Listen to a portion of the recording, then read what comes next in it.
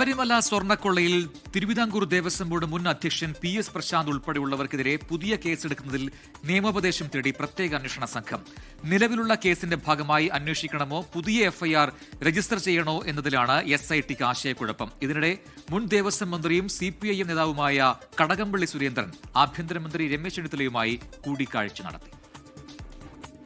2019 ദ്വാരപാലക ശില്പപാളികൾ സ്വർണം പൂശാൻ കൊണ്ടുപോയ ശേഷം സ്വർണം കട്ടെടുത്തു. ഇത് മറയ്ക്കാൻ വേണ്ടിയാണ് 2025 വീണ്ടും ദ്വാരപാലക ശില്പപാളികൾ ചെന്നൈയിലേക്ക് കൊണ്ടുപോയതെന്നാണ് SIT കണ്ടെത്തൽ. അതിനാൽ 2019 തുടർച്ചയായതിനാൽ അതേ കേസിന്റെ ഭാഗമായി തന്നെ അന്വേഷിക്കാമെന്നും പിന്നീട് അധിക കുറ്റപത്രം നൽകാമെന്നുമാണ് പോലീസ് കരുതുന്നത്. എന്നാൽ 2019 നടന്ന സംഭവവും 2025 സംഭവവും തമ്മിൽ വർഷങ്ങളുടെ വ്യത്യാസമുള്ളതിനാൽ പുതിയ കേസെടുക്കണമെന്ന് മറ്റൊരു വിഭാഗം ഉദ്യോഗസ്ഥരും അഭിഭാഷകരും പോലീസിനെ അറിയിച്ചു. ഇതോടെയാണ് നിയമോപദേശം തേടിയ ശേഷം അന്തിമ തീരുമാനമെടുക്കാൻ തീരുമാനിച്ചത്.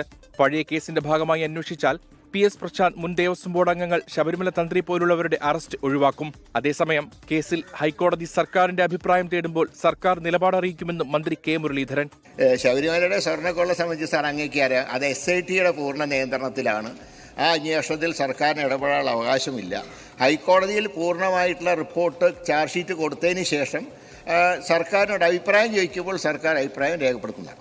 ശബരിമല സ്വർണ്ണക്കൊള്ള വീണ്ടും രാഷ്ട്രീയ ചർച്ചയാകുന്നതിനിടെയാണ് മുൻമന്ത്രി കടകംപള്ളി സുരേന്ദ്രൻ ആഭ്യന്തരമന്ത്രി രമേശ് ചെന്നിത്തലയുമായി കൂടിക്കാഴ്ച നടത്തിയത്.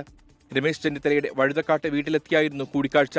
സൗഹൃദ സന്ദർശനമെന്നായിരുന്നു കടകംപള്ളി സുരേന്ദ്രന്റെ പ്രതികരണം. 24 തിരുവനന്തപുരം.